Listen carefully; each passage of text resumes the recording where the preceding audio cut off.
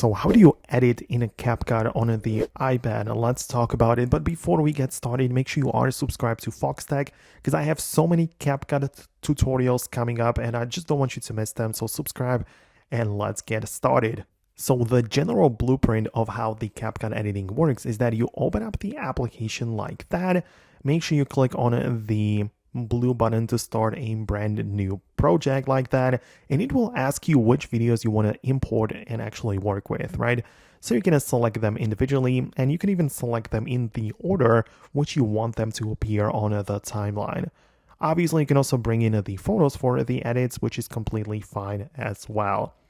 So once you have the file selected, click on Add, and those things will appear on a timeline. So it's a bunch of videos put together now, so you can perform the edits. So you're going to select individual clips, perhaps drag one side of the clip in or the other to shorten it down.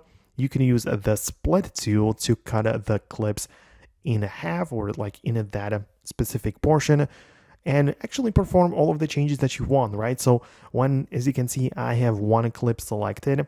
I have so many features and so many effects which I can add and apply on that selected video clip.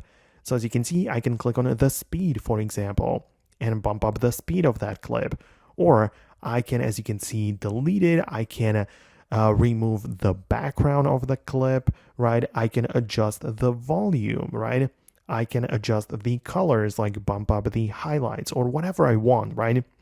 And I just go one by one on my clips. I can apply different effects to different video clips.